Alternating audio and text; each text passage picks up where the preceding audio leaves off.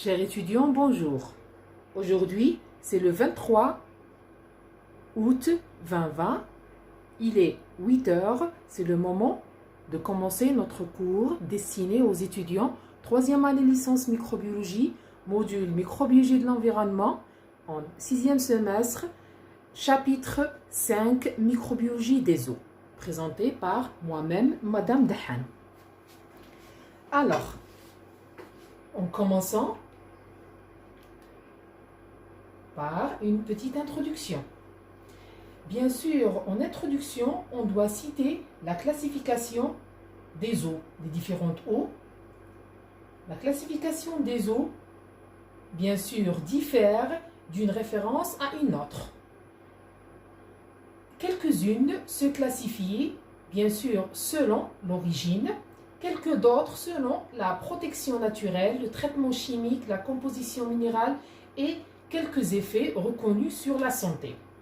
Donc, si on veut faire les classifier selon leur origine, quelques eaux parlent, selon l'origine, quelques auteurs parlent eux-mêmes de certains, parlent même des eaux, des pluies, par exemple, les eaux de pluie, les eaux, bien sûr, c'est les origines des eaux. Certains eaux s'intéressent bien, certains autres auteurs s'intéressent à l'utilisation de l'eau. Donc, si on veut parler de l'utilisation de l'eau, on doit parler exactement de l'eau comme une denrée, la plus utilisée et la plus rare. De plus en plus rare et moins en moins renouvelable. Pourquoi? Parce que selon la saison, est-ce qu'il y a la pluie, est-ce que la saison contient une quantité importante en pluie ou bien non? Donc l'eau est une denrée de plus en plus rare et moins en moins renouvelable. Malheureusement, elle fait actuellement l'objet d'une exploitation concurrentielle entre les besoins de la population, bien sûr, lors de l'utilisation, donc elle aura besoin d'être traitée, soit par des traitements chimiques ou autres, et elle doit subir une protection naturelle, soit elle est non requise pour les eaux de robinet ou bien les eaux traitées, et elle est obligatoire par les eaux de source et les eaux minérales naturelles. Donc, on peut dire qu'elle fait actuellement l'objectif d'une exploitation concurrentielle, de fait qu'entre les besoins de la population et ceux de l'agriculture et l'industrie qui se disputent une disponibilité limitée malheureusement en eau. Par exemple, si on parle de l'origine, il existe pour l'eau de robinet et l'eau filtrée plusieurs origines ou bien de multiples origines, soit à partir des lacs, à partir des rivières, à partir des nappes phréatiques. Pour l'eau souterraine ou bien l'eau minérale naturelle, l'origine toujours est une origine souterraine. Pour la protection, elle est non requise pour les eaux de robinet et l'eau filtrée. Par contre, elle est obligatoire pour l'eau de source et l'eau minérale. Autrement, on peut parler sur le traitement chimique lors de l'utilisation de l'eau. Donc, l'eau de robinet, il subit un traitement de un traitement de potabilisation. Donc, il faut bien le traiter avant de les mise dans les systèmes d'adduction ou bien les systèmes de distribution d'eau. Par contre, pour l'eau filtrée, on aura besoin pour la traiter une filtration partielle de certains polluants en fonction de l'état et de la caractérisation de cette eau. Bien, selon l'utilisation de cette eau, soit on utilise le chlore, soit on utilise le plomb, soit on utilise d'autres, bien sûr, éléments pour le traitement chimique. Tandis que on n'aura pas besoin d'une désinfection ou bien d'un traitement pour l'eau de source ou l'eau minérale qui seront par la suite, bien sûr, mises en bouteille, etc. Pour la composition minérale, on peut faire une petite comparaison entre eux. Elle est variable au niveau de l'eau de robinet ainsi que l'eau filtrée. Par contre, elle est bien connue pour l'eau de source et est obligatoirement connue pour l'eau naturelle. Et enfin, nous avons des effets reconnus sur la santé bien que l'utilisation de l'eau minérale naturelle est plus utilisée lors de régimes, de quelques maladies chroniques ou bien de l'effet favorable de cette eau minérale naturelle qui est très reconnue par l'Académie de médecine et elle est recommandée par la plupart des médecins. Deuxièmement, après avoir connaître l'utilisation, les différentes classes d'eau, bien différents types d'eau qu'on utilise, on doit parler autrement sur les eaux de surface et les eaux souterraines. Lorsqu'on parle de la comparaison, lorsqu'on compare les eaux de surface avec les eaux souterraines, on doit précisément comparer les caractéristiques, bien l'état physico-chimique ainsi que l'état biologique. Donc, dans ce cas-là, on doit parler sur est-ce qu'elle est en bon état ou bien en mauvais état. Donc, lorsqu'on veut faire une comparaison, on parle particulièrement de la pollution des eaux. Donc, si on veut parler de la pollution des eaux de surface et des eaux souterraines, elle est possible par les rejets des eaux usées en tant qu'eau domestique qu'industrielle, ainsi que par l'utilisation de certains engrais naturels, bien sûr à partir des pesticides ou bien à partir des pesticides, c'est dans le domaine de l'agriculture. Donc, on peut dire que la pollution risque de constituer à court terme un risque de pénurie d'eau accentué, imposant la nécessité de protéger, donc on doit la protéger autrement, on doit protéger cette source contre toute altération et utilisation irrationnelle. Donc, si on veut y avoir une eau de bon état, on doit la contrôler par son état physico-chimique ainsi que son état biologique, ou on peut parler autrement de l'état chimique ou bien de la qualité physico-chimique de cette eau. Donc, en revenant à notre chapitre, bien sûr après avoir connaître une petite introduction sur l'eau, maintenant on doit parler sur la définition. La définition de l'eau, donc l'eau minérale, donc après avoir classé les différentes eaux, l'eau la plus utilisée à nos jours, c'est bien l'eau minérale naturelle. On va donner une petite définition de l'eau minérale naturelle. L'eau minérale naturelle, c'est une appellation codifiée par divers textes réglementaires, en particulier l'arrêté de 6 juin 1989, désignant une eau naturelle, ça veut dire une eau non traitée, d'origine profonde, de composition physico-chimique bien constante dans le temps et qui satisfait la consommation de l'eau. Donc, on peut parler de l'eau minérale naturelle.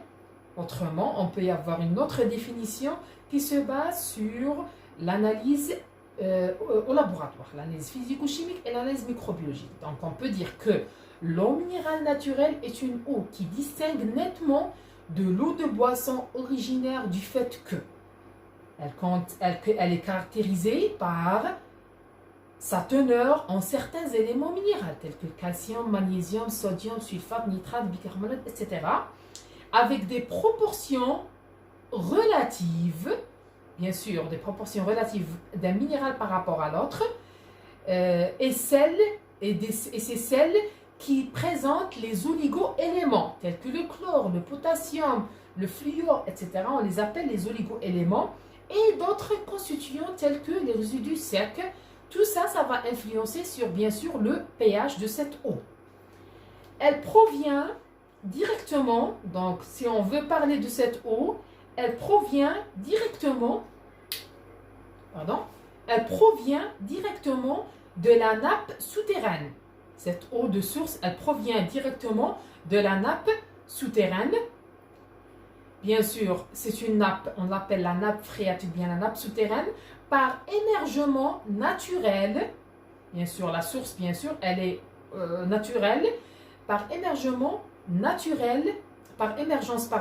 naturelle et forêt par laquelle toutes les précautions devraient être prises afin d'éviter tout type de pollution. Bien sûr, la pollution, toujours, elle est d'origine humaine. Influencer extérieurement sur les propriétés physico-chimiques, bien sûr, de cette eau naturelle minérale, cette eau minérale naturelle. Alors, normalement, ces infiltrations ne doivent pas être influencées par l'humain, par les activités humaines, pour ne pas changer la caractérisation physico-chimique de cette eau. Troisième point essentiel pour avoir une eau minérale naturelle, elle est constante dans sa composition et stable dans son débit et sa température, dûment tenue des cycles de fluctuation naturelle mineure. Ça veut dire qu'elles ne doivent pas être influencées par les facteurs extérieurs. Un autre point, c'est bien, elle est captée, voilà, elle est captée dans des conditions qui garantissent la pureté microbiologique et la composition physico-chimique de ces constituants essentiels. Ça veut dire qu'on aura la stabilité de ces valeurs ou bien un rapprochement entre les différentes valeurs. Maintenant, le dernier point, ou bien l'avant-dernier, pardon, elle est conditionnée à proximité de l'émergence de la source avec des précautions d'hygiène particulières. Ça veut dire lors de faire un puits ou bien de faire un trou ou bien de chercher cette eau minérale naturelle, les conditions bien sûr doivent être respectées, les conditions hygiéniques, les conditions de prélèvement, etc. et s'éloigner des activités humaines. Ça veut dire qu'on doit avoir tout type de précautions pour éviter la pollution. Le dernier point, elle n'est soumise à aucun traitement autre que ceux autorisés par la présente norme. Ça veut dire la norme, normalement, il n'y aura pas de traitement ou bien elles ne subissent pas de traitement après le prélèvement, sauf qu'elle subit une simple analyse au niveau de laboratoire qu'on appelle l'analyse physico-chimique et l'analyse microbiologique pour connaître la composition. Maintenant, on ira vers la classification. Alors, la classification des eaux naturelles, on a plusieurs types de classification. En commençant par les eaux pluviales, ou bien on appelle eau de pluie. Les eaux pluviales, bien eau de pluie. Nous avons, commençant par les eaux souterraines. Donc, on va parler par la suite sur les eaux. Donc, les eaux souterraines, de point de vue hydrogéologique, les couches aquifères se divisent en. Ça veut dire, lorsqu'on parle ici des eaux souterraines, nous avons les eaux superficielles et nous avons les eaux de source. Ces trois types d'eau, on les appelle les eaux brutes. Par contre, lorsqu'il s'agit des eaux qui proviennent de l'activité humaine, on les appelle les eaux usées domestiques.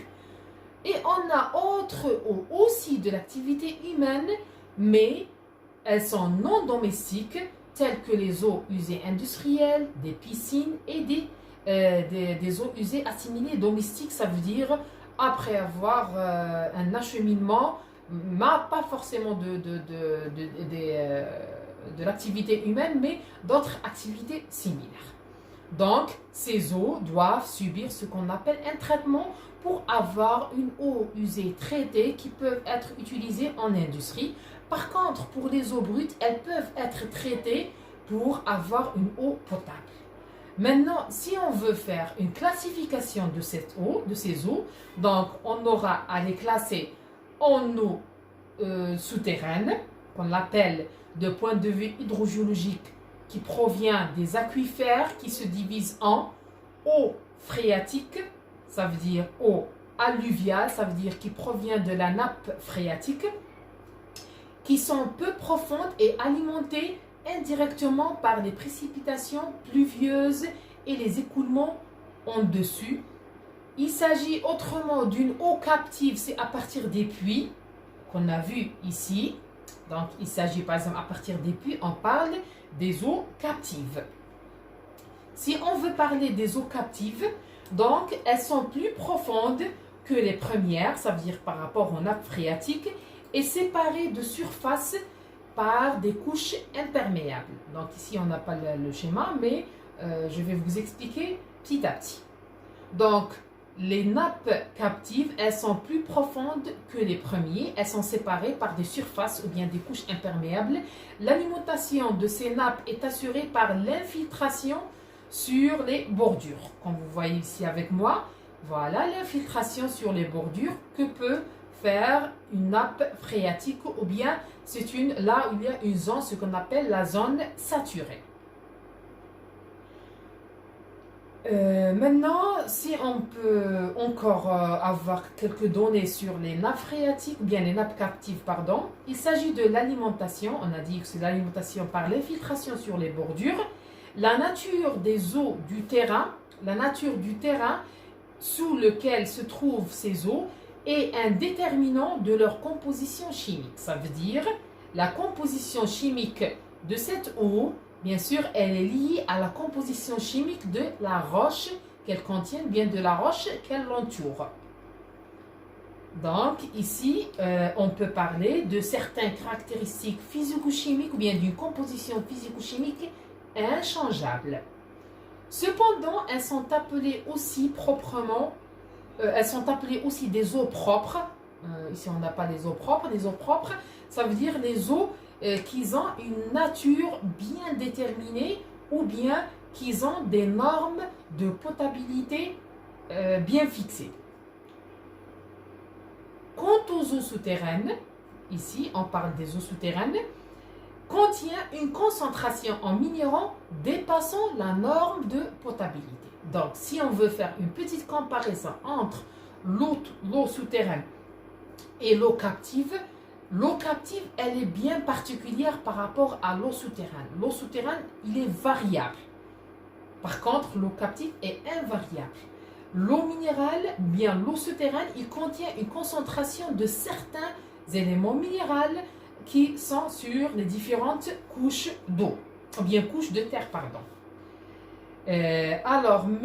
Si on peut parler autrement de propriétés thérapeutiques, et on la distribue dans des bouteilles et parfois avec un petit traitement bien défini, bien déterminé lorsqu'il s'agit des eaux souterraines. Mais l'utilisation de plus, c'est l'eau. C'est bien l'eau minérale naturelle par rapport à l'eau souterraine. Parce que l'eau souterraine, il peut subir quelques changement au fil du temps avec la sécheresse, avec une eau pluviale, etc. Donc ça va changer l'eau souterraine. Par contre, si on veut distinguer entre les eaux destinées à la consommation humaine, comme celle-là, ça veut dire l'eau potable, et l'eau non destinée à la consommation humaine, on doit parler sur deux points essentiels. Le premier point, c'est bien la pureté. Ou bien la nature, pardon. La nature, elle est caractérisée par, si on veut parler de la nature, par exemple les eaux brutes, elle se caractérise par la teneur en minéraux, en éléments qui constituent, ou bien autres constituants, et par certains effets. Mais ils ont des particularités par rapport aux autres. C'est pour ça qu'ils sont faciles à être traités pour avoir une eau potable par rapport aux autres. Par contre, pour les eaux domestiques, eaux usées domestiques et non domestiques, le traitement n'aboutit pas à l'utilisation en tant qu'eau potable. Par contre, en tant qu'eau usée traitée. Autre point pour la consommation, pour différencier la destination à la consommation humaine, c'est bien la pureté originelle. Ça veut dire si elle est originalement pure ou bien non. L'une et l'autre caractéristiques ayant être conservées intactes en raison de l'origine souterraine de cette eau qui a été tenue à l'abri de tout risque de pollution. Ça veut dire si on parle des eaux brutes, ils sont abrités à tout type de risque de pollution. Par contre, s'il s'agit des eaux usées domestiques, c'est l'origine de la pollution qui provient de l'activité humaine. Donc, ils doivent subir des traitements afin d'avoir des eaux usées traitées pour la réutilisation en industrie.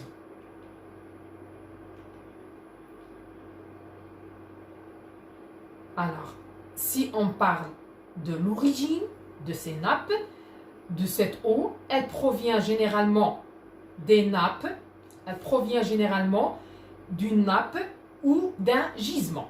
Elle provient généralement d'une nappe d'eau captive, ou bien cette eau, elle est soit captée à partir d'une nappe, soit à partir de pluviation. Donc, elle provient soit des nappes d'un gisement souterrain, exploité, par exemple, à partir d'une ou plusieurs émergences naturelles ou bien forêts. On peut avoir des perforations ou bien des forages pour extraire ou bien pour avoir de l'eau à différentes profondeurs, pour capter de l'eau. On les appelle captage de l'eau. Comment dirais-je, ce sont des forages de captage d'eau. Parce qu'il faut faire très attention. Il existe une très grande différence entre les forages pour les produits pétroliers et les forages pour l'eau. Une très grande différence. Bien sûr, on laisse ça aux hydrogéologues. On témoigne dans le cadre de la fluctuation, on témoigne dans le cadre de la fluctuation naturelle connue d'une stabilité de ses caractéristiques essentielles, notamment de la composition physico-chimique qu'on a parlé auparavant, ainsi que la température à l'émergence et qui affecte sur le débit de prélèvement, de l'eau prélevée. Ça veut dire selon la nature, selon la composition physico-chimique, selon la température, on peut y avoir différents débits d'écoulement d'eau. Par contre, lorsqu'il s'agit d'une eau de source, est une eau d'origine souterraine, microbiologiquement normalement saine et protégée contre les risques de pollution. Elle est apte à la consommation humaine sans traitement ni adjonction autre que ceux autorisés par les applications de certains articles de l'arrêté 14 par exemple, ou bien de certains arrêtés au niveau du journal officiel algérien. Elle doit satisfaire, ça veut dire si on peut utiliser une eau de source au lieu de l'eau minérale, elle doit satisfaire aux exigences de qualité définies par les différentes dispositions réglementaires, bien sûr, de prise en application des articles au niveau du JORA. Elle doit être introduite aussi au lieu de son émergence, telle que sorte elle sort du sol, donc des récipients de livraison aux consommateurs ou dans les canalisations l'amenant directement dans ces récipients. Ça veut dire le prélèvement déjà de cette eau à partir, ici par exemple c'est le cas d'un bassin d'alimentation en eau, soit il alimente les surfaces, soit il alimente les profondeurs. Ici par exemple il s'agit d'un captage au-delà de moins 63 mètres au-dessous du sol. Il s'agit d'une plaine côtière de nature argile-sable, ça veut dire elle est imperméable, d'une nappe captive ici, protégée. Pourquoi protégée? C'est protégée contre les différents types de pollution physico-chimique ou bien microbiologique. Elle contient aussi du basalte, par exemple ici, massive, étanche et imperméable, qui ne laisse pas la perméabilité du sol. Ça veut dire le sol ici, il est imperméable. Donc c'est pour ça qu'on aura ces bassins versants ici. Au niveau de ce bassin versant, on aura ces effluents, On aura une zone protégée ou bien une zone de protection rapprochée, ça veut dire au sommet de ce bassin versant. Donc, il s'agit des zones naturelles non influencées par l'activité humaine. Et il s'agit d'une zone ici de protection éloignée de toute population. Donc, pour avoir une eau de source naturelle qui peut être utilisée ou bien consommée chez l'être humain. Maintenant, pour terminer, on doit parler, pour terminer cette séance d'aujourd'hui, cette première séance de chapitre microbiologie de l'eau, on doit parler de quelques exemples des eaux souterraines.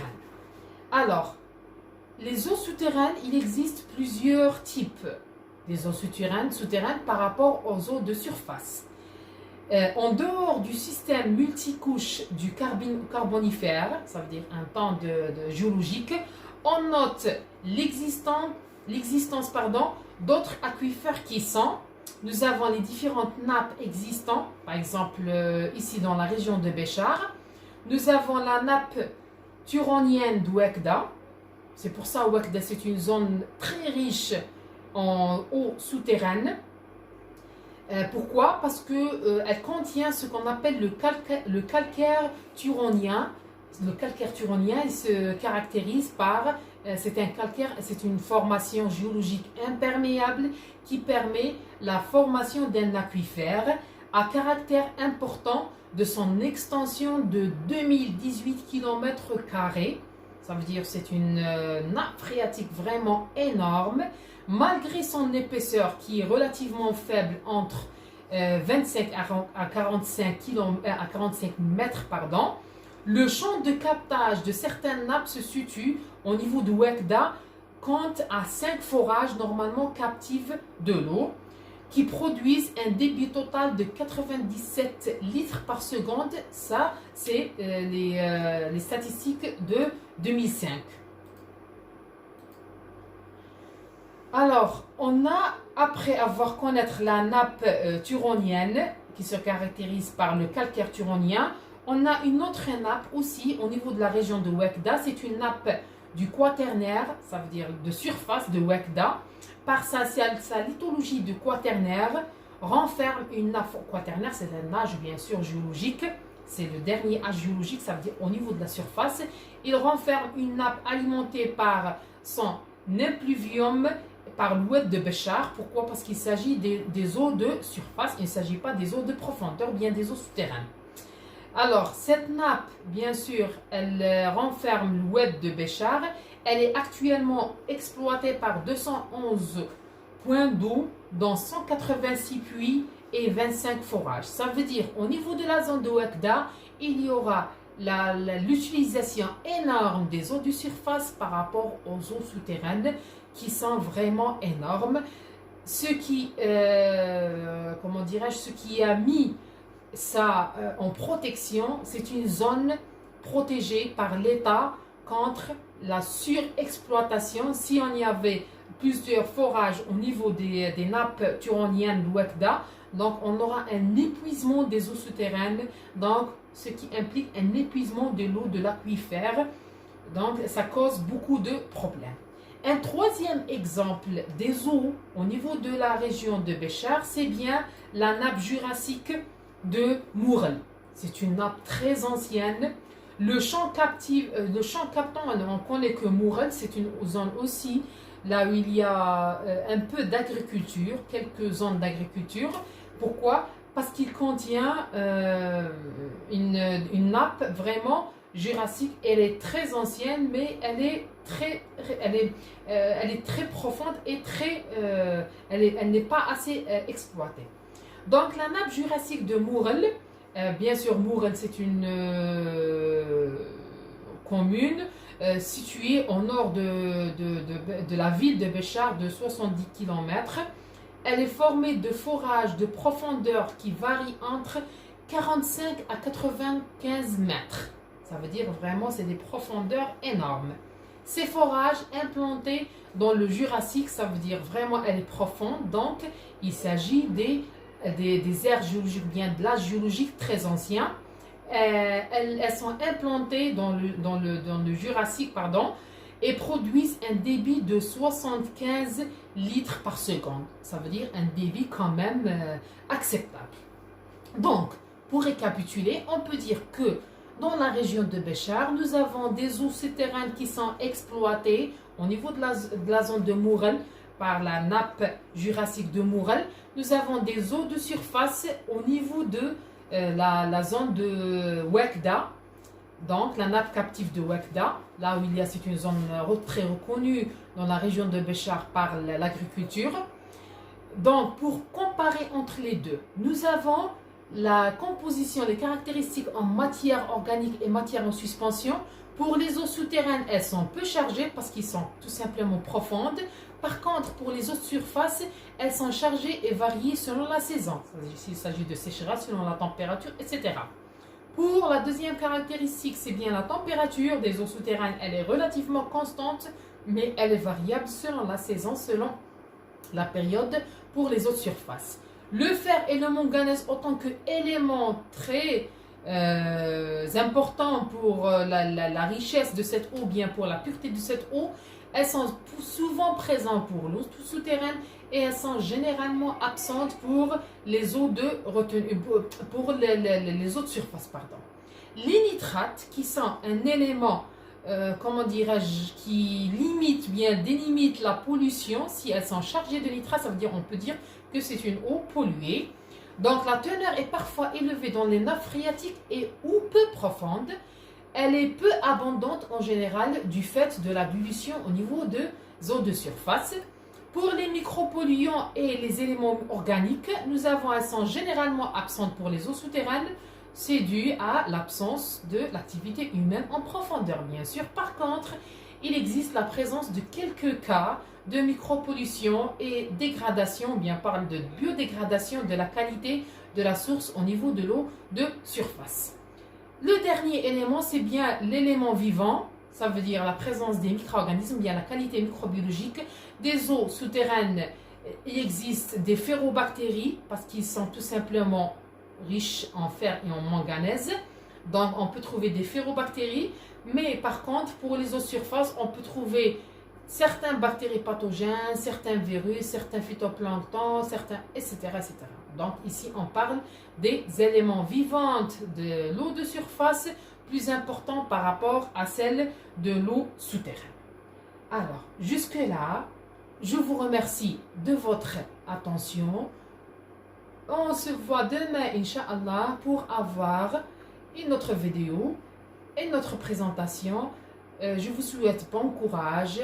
Rester à la maison et être prudent de virus corona, être très très très prudent. Je vous remercie de votre attention et à la prochaine, Inch'Allah. Merci.